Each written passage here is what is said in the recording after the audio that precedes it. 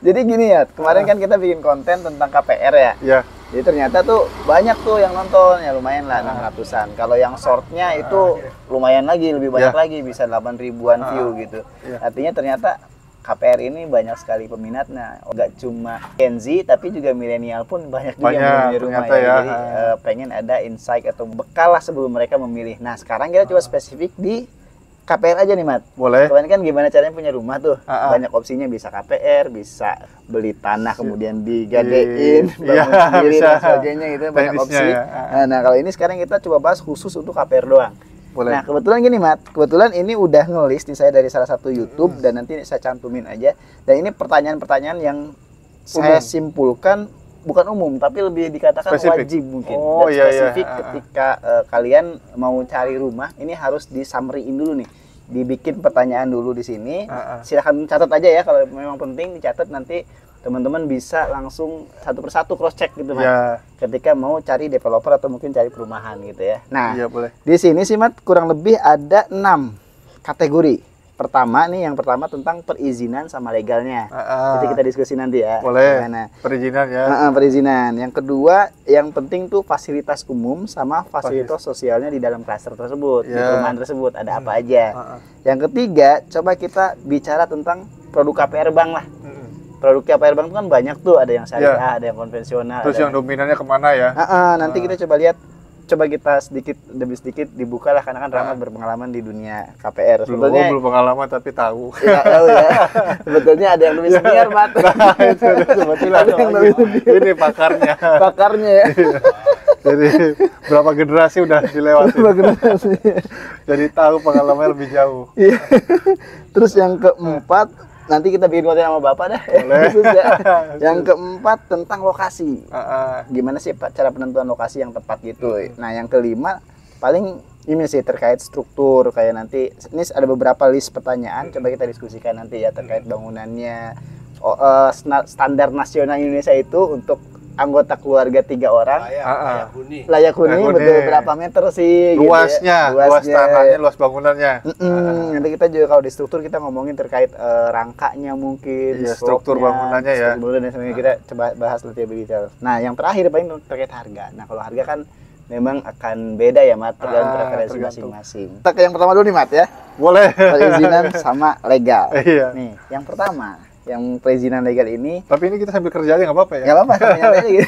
Kita ngobrol doang, kita ya ngobrol cuma direkam doang nih, jadi biar santai gitu, nggak terlalu formal banget gitu. Nah gini, Mat, ternyata ada yang list nomor 1 ini pertanyaan paling sering, yaitu terkait surat tanah. Legalitas surat tanah. Iya, legalitas tanah. Apakah sudah pecah per unit atau enggak? Emang sepenting apa sih, Mat? Kalau dari kita sebagai konsumen pembeli ya, itu sangat penting. Pertama itu diperhatikan memang legalitas. Legalitas. Terkait legalitas itu kan di perumahan ada sertifikat, ada juga izin mendirikan bangunannya, itu harus ada lengkap IMB, ya? Sepaket. Iya. Luas di bangunan, di luas tanah itu tercantumnya kan di sertifikat. Iya. Untuk luas bangunannya harus tercantum juga di IMB. Di IMB. Termasuk juga luas tanahnya ada di situ di IMB itu. Nah, terkait legalitas ini bagusnya bagi yang mau beli rumah itu sebaiknya sertifikat itu sudah dipecah bagusnya. Sudah dipecah. Jadi tidak dalam kondisi masih induk ya. Memang ada perumahan yang masih induk. Dalam tahap proses pengambilan rumah atau beli rumah ini nanti kedepannya sih memang dipecah. Cuman ya prosesnya mungkin lebih lama ya. Lebih lama. Tapi kebanyakan perumahan masih induk ya, betul? Induk. Tapi memang harusnya sudah dipecah terlebih dahulu. Walaupun induk tetap karena kan gini, dipecah gitu ya. karena dalam induk itu kan luas tanah itu tercantum semua ya, global ya. Luas tanah itu global.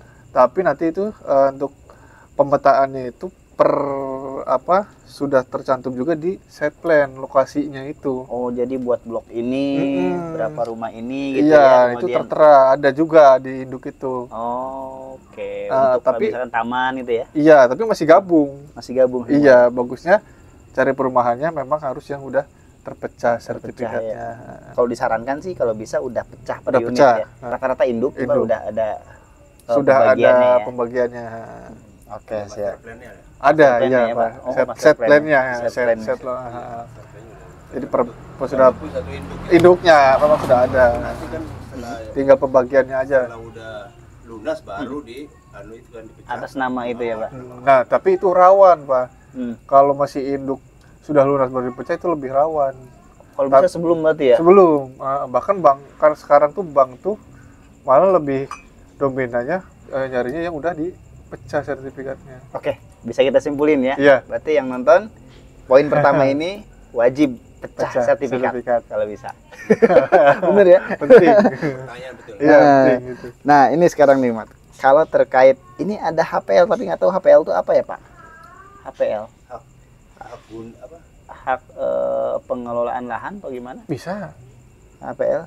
Jadi apakah status tanahnya itu HPL atau HGB atau SHM? Kan kita tahunya HGB sama SHM ya. HPL kita kurang tahu. Tapi kalau di keterangan sini sih kita tanyainnya itu ke siapa? Ke developer atau ke penjual atau ke notaris. Nah, di sini keterangannya hindari HPL. Kita hindarin HPL, tapi kalau misalkan terkait HGB sama SHM gimana tuh, Mat? Nah, tanggapannya. mungkin garis besar gini kali ya. Kalau yang HPL mungkin itu tanah masih belum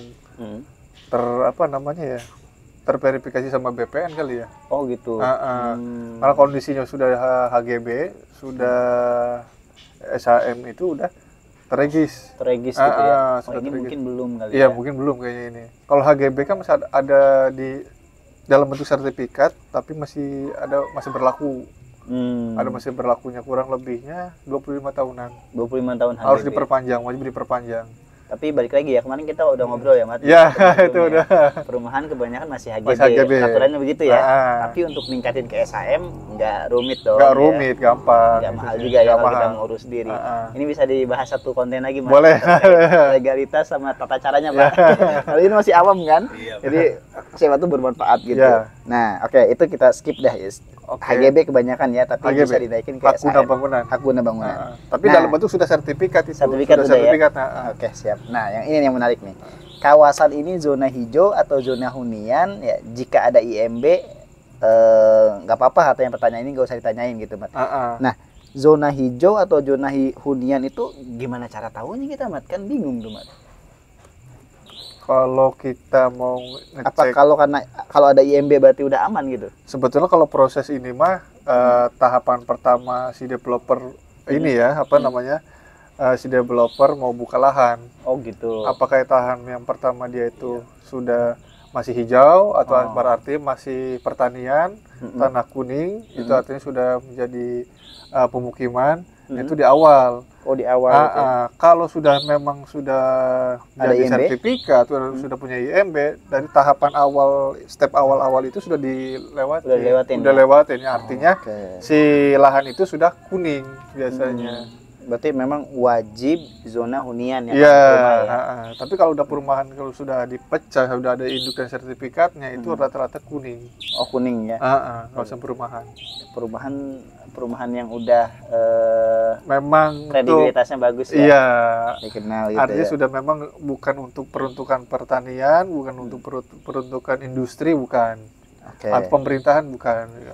Oke, sip. Oke, kita lanjut ya. Nah, IMB kalau udah ada itu dan wajib ya, harus kalau. Terus ini nih, apakah bangunan sudah ada minimal berapa persen? Berarti ini lihat sendiri ya, Mat. Ya. Kalau misalkan kita ke perumahan, apakah harus jadi pertimbangan gitu ketika kita mau beli rumah itu udah progresnya berapa persen nih yang dibangun gitu. Nah, Ya. contohnya atau gimana gitu. Kayak gimana, Mat? Ada gini, jadi kalau perumahan itu kan ada yang sistemnya inden, ada yang sistemnya ready stock. Dari stok. Ya. Kalau yang inden itu biasanya tahapannya paling lama kalau kita hitung bulan 3 bulan ya. Oh, paling lama 3 bulan. Paling 3 bulan. Ada yang 2 tahun loh, Mat. Nah, itu kita bisa pertanyakan kalau 2 tahun. Karena pengalaman saya itu 3 bulan. Dari mulai pondasi awal ya, Iya. sampai mendirikan bangunan itu 3 bulan. 3 Karena bulan, gini ya. sih nanti biasanya kalau sistem inden itu kan di pembayaran ke ininya termin ya. Termin ya. Termin 1 2 3 Oh, di itu ya, stepnya. Pak. Jadi progres berapa persen nanti perbankan biasanya buka blokir. Oh, Oke. Itu udah teknis banget udah ya. teknis Detail ya. Sampai bangunan 100% gitu. Oke. Berarti developer itu nggak boleh jual kalau rumah tapak ya. Itu tidak boleh jual by gambar doang ya. Harus ada rumah contoh seenggaknya gitu ya, atau progres pembangunan ya. Jadi nggak salah juga, memang ada yang inden boleh bisa. Jadi nanti dia sudah ada perjanjiannya sama perbankan. Jadi perumahan ini inden gitu. Ada step-stepnya. Ini ada gambaran nih. Ini baru poin 1 aja udah banyak informasi nih yang harusnya sih bermanfaat banget nih ya. Jadi tentang perizinan sama legal tadi udah kita bahas. Berarti kalau kita simpulkan, sertifikat yang udah pecah wajib, kemudian kita harus yang minimal HGB, lebih bagus yang SHM tapi memang jarang ya, kebanyakan HGB. SHGB ya. SHGB ya. Kemudian juga wajib harus zona hunian ya. Kemudian juga IMB udah pasti ada lah ya kalau pasti. Ya. Itu juga kalau wajib. Sudah terbit itu pasti ada. Sama progres juga kita lihat udah ya, jangan sampai ada karena ya itu ada yang 2 tahun jangan sampai yang seperti itu ya, karena kita mungkin bangunannya gede kali ya. Enggak juga. Atau bikin apartemen kali. Enggak ya kan. Enggak sih, itu perumahan tapak tapi lumayan lama banget deh. 3 bulan aja udah masuk lama itu. 3 bulan lama ya, Pak. Nah, ini mungkin gini kali. Apakah bermasalah di kontraktornya? Sepertinya iya. Ya kan? Karena kayaknya udah ganti-ganti kontraktor tuh, Pak. Iya, makanya dia lambatnya di situ. Kalau nggak salah udah 3 kali atau 4 kali ganti kontraktor gitu. Nah, itu mungkin ya. Iya, karena kan developer kan maunya kan cepet juga sama. Karena untuk progres itu ya. Biar dia bisa ngelanjut termin itu ya. Biar cepet. Kalau ada kendala itu kendala cuaca lah. Bisa. Nah, teknis cuaca juga berpengaruh. Itu kan. Pengiriman barang itu kan sulit untuk. Jadi yang tempat itu kan bisa terlambat itu. Bisa jadi salah satu faktor ya, Pak. Bisa targetnya 3 bulan bisa molor ngaret lah gitu. Itu nggak apa-apa. Nggak terlalu jauh sampai 2 tahun 3 tahun gitu ya. Biasa nggak. Nah, itu kan terkait tadi poin pertama perizinan sama legal tuh, Mas. Lebih enak jawab ya. Nggak apa-apa. Pecah. Sambil ngopi, Pak. Nah, ini nih, Mas. Terus kita lihat fasilitas umumnya sama fasilitas sosialnya di perumahan tersebut. Summary aja ya, mungkin ini kesimpulan aja. Dari security gate-nya, CCTV-nya, buat playground nanti anak kita gitu ya, atau mungkin kolam renang atau common area gitu, atau misalnya apa ya, area umum lah gitu. Menurut Rahmat itu perlu pertimbangan nggak, Mat, hal tersebut? Nah, ini salah satu untuk keamanan kenyamanan si penghuni rumah ya. Ya bagusnya yang gate system, one gate system ya. One gate system ya. One gate system itu nggak ada akses lain selain satu arah. Okay. Pertama aman, itu untuk keamanan. Karena kan kalau untuk CCTV kayaknya kalau untuk pemantauan tergantung ke area kita ya. Iya, kalau untuk pemantauan area nggak semua sih biasanya. Kalau untuk security. Tapi hal ini berarti akan berhubungan sama harga ya. Harga perumahan yang mungkin bisa semakin mahal. Tapi bagusnya kan ya, Pak? Bagusnya kalau untuk perumahan, kalau untuk rumah kan kita jaga sendiri sih ya. Pasang CCTV sendiri biasanya. Nah, kalau security kan terbatas biasanya gitu. Di depan doang ya. Iya, tapi patrolinya berapa kali. Paling CCTV kita pasang sendiri aja lah gitu ya. Gitu untuk keamanan lah gitu. Yang biasanya perlu banyak yang dipertanyakan itu kalau perumahan selain keamanan, sarana ibadah sih pertama. Sarana ibadah ya? Iya, banyak yang di sini nggak ada nih sarana ibadah. Oh, common area maksudnya. Nah, itu dulu pertama sarana ibadah. Sarana ibadah ya. Nah, karena kan kalau fasilitas umum. Iya, fasilitas umum itu masuk ke situ ya, Pak. Rata-rata perumahan itu kan jauh ya. Jauh dari penduduk lokal lah ya. Karena kan dia biasa buka lahan baru di mana ya, agak ke dalam dikit gitu ya. Kalau kita misalkan mau ke sarana ibadahnya jauh kan kadang-kadang udah betul. Jaraknya ada yang utama itu berarti ya. Apakah ada masjidnya atau musola di situ gitu, atau gitu. Gerejanya. Mungkin gereja ya, Pak, kalau gitu. Perusahaan lain gitu ya. Harus sudah ada dipertimbangkan hal tersebut ya. Sekolah mah di luar. Sekolah jarang sih ya, jarang. Tapi mungkin pertimbangannya dekat sekolah gak? Nah, itu transportasi umum, jangan keluar itu. Oke, kalau yang ini sih mungkin ya balik lagi ke preferensi masing-masing ya. Iya. Tergantung kebutuhan juga ya kalau ini ya. Nah, jadi nggak bisa kita kasih feedback terlalu panjang lebar. Kalau tadi terkait HGB itu kita bisa kasih feedback kayaknya itu penting dan sebagainya. Karena kan gini, kalau yang ini karena kadang ada orang yang nyari rumah tuh yang memang buat dia buat ketenangan dia gitu, tempat istirahat, nggak perlu kebanyakan yang rame-rame lah gitu, biasanya begitu. Betul. Yang dia beli view-nya itu ya. gitu. View-nya gunung gitu bukan ya. view-nya jalan raya kan bikin pusing mungkin orang. Iya. Oke, berarti balik lagi preferensi pribadi ya Pak kalau itu ya, tergantung pribadi. Oke, nah sekarang nih yang ketiga nih, produk KPR Bank. Ini lebih teknis sebetulnya, tapi mungkin kita kemas lebih simpel aja ya. Iya. Nah, buat gambaran aja ya. Ada beberapa developer Mat yang mewajibkan, misalkan harus pakai bank ini, bank A atau bank B, bank C doang, 3 bank doang gitu. Sedangkan kalau menurut di data ini, sebetulnya untuk menentukan KPR Bank sebenarnya adalah haknya pembeli gitu Mat, bukan dari si developer gitu. Itu tanggapannya gimana Mat terkait hal tersebut? Kalau untuk hal tersebut itu kadang-kadang gini ya, kalau untuk yang developer ini kan kalau untuk perbankan ini awalnya kan sudah kerjasama dulu. Oh, kerjasama. Sudah kerjasama, iya MOU dulu. Jadi kalau misalkan dia harus ke bank lain itu dia proses kerjasama lagi. Oh gitu. Pantasnya cuma 3 bank doang. Iya, biasanya 3 bank doang, 3 bank doang. Tapi tidak menutup kemungkinan kalau misalkan bank yang si konsumen pengen di luar dari yang sudah ditentukan itu prosesnya yang artinya kompetitif ya, terkait bunganya atau terkait prosesnya bisa aja itu gitu. Bisa aja. Karena itu kita tinggal kadang-kadang suka aja. Ada yang udah prioritas di bank tertentu, dia punya spesial bunga ya untuk rumahnya gitu. Atau misalkan biasanya kan konven ini hanya mau yang syariah bisa. Mau syariah tetap kita dari pihak perumahan dibantu. Tetap bisa ya tetap bisa. Berarti kalau ada perumahan yang ngewajibin harus pakai bank itu terus, sebisa mungkin agak hindari atau gimana? Enggak juga, tapi tetap akan ada solusinya, bisa lah gitu ya. Bisa, tato biasa gini. Setelah beberapa artinya gini, dari developer kan sudah bisa menganalisa ya ke bank A, B, C. Itu semuanya sama gitu. Walaupun kita mau ke bank A, mau ke bank B, prosesnya sama, nilainya sama, kurang lebih sama ya. Iya, jadi apalagi gitu ya mau kenapa harus ke sana gitu. Ya jelas-jelas ini aja udah bisa meng-cover. Gitu. Berarti ini masuk ke yang berikutnya nih simulasi perhitungan KPR ya. Berarti itu dari bulan awal kita nyicil sampai bulan terakhir itu harus ada simulasinya. Ada di awal. Setiap itu juga ada simulasi. Pasti diutarakan di awal. Oh, ini kategorinya wajib ya, harusnya Bang wajib tahu. Ya? Iya. Oke, sip.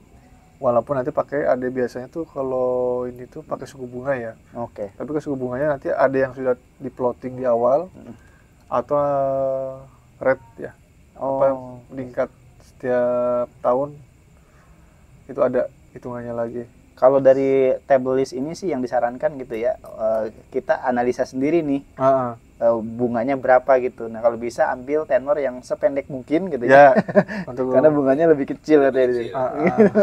Iya, betul memang. Ini mungkin teman-teman yang nonton ini pengen lihat tabel lengkapnya, nanti saya cantumin aja di deskripsi ya terkait si channelnya ini. Ini referensi bagus sih. Saya pengen menyebarkan lebih luas aja biar banyak ya kebantu gitu ini ya, Mat. Bagusan areng batok Pak atau bagusan ini Pak yang kayu? Briket ya? Briket nggak tahu, jarang sini ya. Jarang. Tapi banyak tuh kalau misalnya kita ke. Tapi kalau ya makanya briket emang. Briket ya. Lebih tahan ya. Lebih tahan awet ya. Dibanding kayu, bagusan ini. Oh, dibanding kayu bagusan ini. Iya. Kalau kayu mah cepet jadi bubuk ya. Jadi bubuk. Ini kan tetap bara ini. Nah ini Mas, kalau yang poin ini kita masih di poin ketiga ya. Oke. Nah, ini ada yang menarik nih. Kalau katanya di sini itu kita harus tanya lebih detail terkait proposal banknya nih.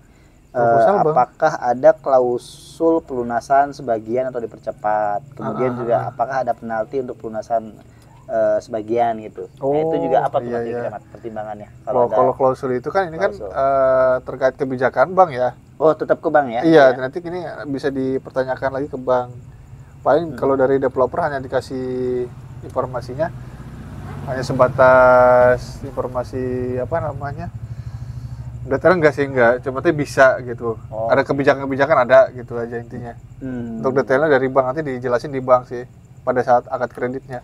Iya, soalnya lumayan juga ya Pak. Kalau misalkan dari banknya peraturan yang nggak boleh penalti, kalau penalti bunganya besar nanti jangan-jangan bunganya juga lumayan gitu deh. Kalau nominal rumahnya gede kan malah lumayan juga gitu Pak, itu itu juga kebijakan bank ya berarti ya. Kebijakan banknya ya. Karena kan nanti juga kita sebelum melakukan akad kredit di situ kita sebelum penandatanganan segala macamnya kita tanyain dulu di awal setuju apa enggaknya gitu. Nah, terus poin yang berikutnya keempat nih, lokasi. Kalau lokasi sama sih mungkin ya. Kita udah bahas kemarin ya Mas. Apakah lokasinya itu dekat sama stasiun, pertimbangan ya. Fasilitas umumnya atau mungkin dekat sama akses jalan utama. Pendidikan tempat sekolahan ya, dekat sekolahan, pusat berbelanja atau di mana pasar ya. Nah ini lokasi pertimbangan juga, cuma mungkin kalau bicara lokasi ya preferensi balik lagi ya pribadi. Kalau Bapak tadi ada orang yang pengennya pensiun doang menikmati nyaman. Betul. Nah ini balik lagi ke kalian deh yang nonton ya. Lokasinya menentukan sendiri. Yang mesti dipilih ya. Pokok itu. Iya, nggak usah pokok ya kalau itu. Nah, kalau ini nih, kalau struktur nih, terkait struktur yang poin ke-5 berarti ya kita bahas. Harus ada gambar teknik, spesifikasi bangunan, material yang dijanjikan, itu ada ya pasti ada developer ya. Jadi kita coba tanyain itu dan dilihat ya materialnya, bahannya dan sebagainya gitu ya, Mat. Ada. Semua ada itu. Itu biasanya sudah dicantumin juga di brosur ya. Oh, di brosur juga ada itu ya. Brosur ada tercantum. Spek bangunan, spesifikasi ada semuanya. Sudah ada semua itu ya. Lengkap. Kayak bajanya baja ringan. Betul, bahan-bahannya apa? Baja ringan, pakai bata merah atau bukan? Fondasi batu kali. Oke, itu udah ada di spesifikasi ya. Dan semua developer ada. Kalau misalkan developer ada yang nggak ada itu, harus sedikit pertanyakan ya. Harus dipertanyakan. Dan kita harus skeptis sedikit di situ. Apakah dia pakai styrofoam kan? Wah cepat banget cuma seminggu jadi kan. Rumah. Itu pakai kardus ya. Rumah kardus sedingin. Iya. Nah ini Mat, ini keren nih. Ini penting nih. SNI. Kayak misalkan untuk 3 orang di sini sih tertulis kalau untuk 3 orang itu 9,6 meter persegi kali 3 orang kali 120%, jadi 42 meter persegi luas bangunannya tanpa carport. Kalau 4 orang di sini 60 meter persegi luas bangunannya tanpa carport juga, dan di sini katanya sih udah SNI, itu udah standar seperti itu. Tanggapan Rahmat gimana Mas tanggapannya? Biar nyaman aja mungkin ya. Ya kayaknya sih itu, kayaknya untuk kebutuhan beberapa orang itu kan ditentukan dari luas rumah mungkin ya. Kalau untuk SNI itu kan kayaknya kalau untuk rumah pasti sudah memenuhi standar sih, karena kan untuk material sendiri memang ada ketentuan dari PUPR. Oh, ada peraturan PUPR. Ada peraturan PUPR. Karena kan sebelum dia ngebangun itu spek bangunan segala macamnya itu harus dicantumin untuk mengeluarkan izin-izin. Oke. Nah, termasuk IMB itu di dalamnya. Oke, berarti kalau bangunan udah pasti ada standarisasi dari PUPR. Berarti ini kalau sudut pandangnya dari seorang konsumen ya, yang mau beli, berarti kalau misalkan dia ada 3 orang ya minimal 40 meter persegi lah gitu ya bangunannya. Kalau misalkan dia anaknya 2 misalkan ya minimal 60 meter persegi. Cukup lah. Sebetulnya 2 ini kamar. Bukan aturan baku ya, cuma guidance aja ya. Patokan aja gitu ya. Kalau pengen nyaman gitu ya. Benar. Oke, nah ini apakah pondasi dibuat untuk menopang 2 lantai? Itu juga harus tanyain, yaitu bisa teman-teman catat aja kali ya terkait hal tersebut. Terus juga apakah bahan utama kolom rumahnya beton atau baja? Itu juga penting nggak, Mat? Penting untuk kekuatan rumah ya. Rata-rata kalau untuk yang 2 lantai itu beton. Biar sudah kuat ya. Sudah ada spesifikasi sendiri. Kalau untuk yang rumah satu lantai memang ya dibuat strukturnya nggak untuk 2 lantai. Iya, jadi kalau kita mau kedepannya mau robah sendiri ya harus nambah speknya lagi. Boleh gak Mat nanyain ke developer itu terkait apakah ini rumah tumbuh atau belum? Artinya? Bisa ditingkatin atau enggak gitu rumah? Oh boleh, bisa dipertanyakan. Dan itu apakah semua perumahan rumah tumbuh? Enggak juga ya berarti? Tergantung. Ada yang enggak, ada yang ya. Oh. Kalau yang subsidi itu enggak. Subsidi enggak? Enggak, kalau untuk yang komersil Bebas ya. Bisa. Berarti ini kalau dari sudut pandang pembeli ya kalian harus tentuin dulu nih apakah nanti ke depannya mau renov, mau dinaikin di lantai 2-in itu rumah tumbuh gitu. Ya, itu juga jadi pertimbangan. Itu kan sebetulnya itu untuk kenyamanan si penghuni ya. Oke. Jadi nggak ada, yang penting nggak neko-neko aja gitu, nggak dibikin pabrik kan. Gitu. Sebenarnya di sini ada banyak lagi sih Mat, tapi ini terlalu detail banget dan teknis ya. Tapi nggak apa-apa, saya bacain aja Mat. Boleh. Terkait koefisien dasar bangunannya di wilayah tersebut itu juga harus dipertanyakan. Terus harus ada halaman belakang. Kalau ini beneran kayak misalkan di sini tulisnya wajib ada gitu untuk halaman belakang, mungkin buat kenyamanannya. Itu kan baik lagi pada tradisi pribadi ya Mat. Iya, tapi rata-rata untuk halaman belakang itu kan kalau rumahnya luas tanahnya 60. Iya. Ya mungkin kebanyakan yang penghuninya sih dibuat penambahan untuk ruangan dapur biasanya. Ruang dapur ya. Iya, atau memfungsikan lain kamar ya gitu. Kayaknya belum dapur ya Pak. Nggak terlalu ini sih kalau untuk itu ya, untuk ruang terbuka di belakang itu. Ada ini Mat, berdasarkan KDB, jika saya merenovasi dengan menutup halaman belakang dari ruang tertutup, apakah Pemda akan membolehkan? Itu juga harus dipertanyakan ya. Karena tiap daerah mungkin beda-beda, kayaknya beda-beda regulasi deh itu. Beda regulasi ya itu ya. Nah, kusen aluminium harus atau enggak tuh Mat? Enggak. Yang anti rayap aluminium kan? Aluminium. Tapi nggak harus aluminium. Iya, nggak harus aluminium juga, kayu juga kan bagus gitu. Oke, ya. tergantung ya. Rangga atap harus baja atau enggak Mat?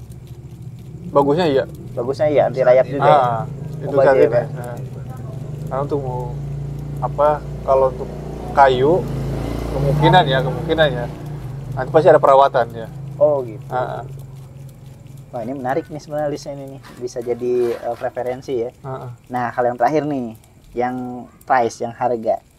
Berarti kalau misalnya berapa harga tanah rata-rata di daerah sana itu juga kita Google aja ya. Bisa. Terus berapa luas tanah itu juga kita tanyain ke developer ya.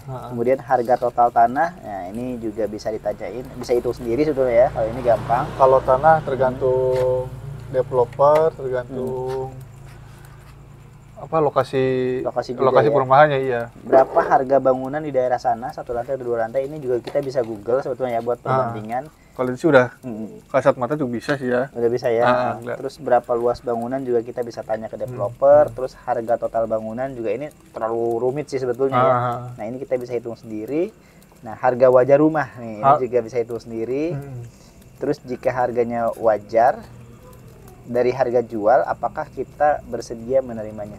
Oh ini mah lebih ke ini sih, tapi saya bacain doang tuh biar teman-teman bisa mencatat lah gitu ya Mat, terkait hal tersebut. Tapi kalau untuk harga sih balik lagi ya preferensi pribadi lagi ya. Nah paling ini daftar ini pertanyaan yang wajib kita bikin, kita diskusiin ketika nanti teman-teman udah menentukan KPR-nya di mana gitu sih Mat. Ada tambahan juga dari Rahmat tadi terkait point of view-nya terkait pertanyaan ini. Jadi ya semoga aja membantu gitu ya Mat. Iya. Mungkin kedepannya kita bisa yang lebih spesifik lagi nih Mat. Boleh.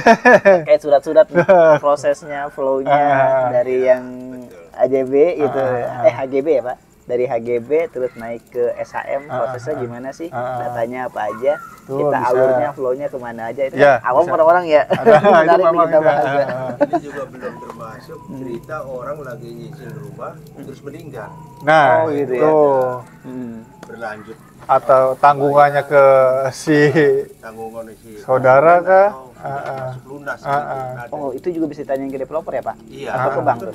Nggak masuk cerita itu kan. Oh, Itu jadi terkait nanti asuransi ya itu berarti ya. asuransi. Nah kalau di Atau nanti balikin uangnya atau gimana itu nanti ya. ada ininya ya Pak, ada kebijakan kompensasinya. dari masing-masing perumahan ya. Kalau di yang dulu Rahmat itu perumahan solusinya gimana teman? Lanjut sama ahli waris? Gini cicilannya? yang Atau dia, lunas? kalau dibaca dari ini mah di peraturan mah ada ini kebijakan ya yang saya pernah tahu itu Ya. dianggap lunas. Dianggap lunas. Dilunaskan Walaupun baru 3 bulan ya. dia walaupun 3 bulan. Tanggungannya. Karena itu kan pada saat kita mencicil KPR itu sudah termasuk asuransi. Asuransi. Asuransi termasuk kebakaran rumah juga itu di cover. Di cover juga. Di Ya. cover juga ada. Tapi mungkin Alam apa gimana itu. oke, berarti tapi ini mungkin Pak nanti ada analisa juga ya, tim analisanya ya apakah Ya itu betul apa memang itu kebakar betul. Iya, memang dibakar sendiri ya gitu. Kebakar secara ini. biar klaim gitu ya.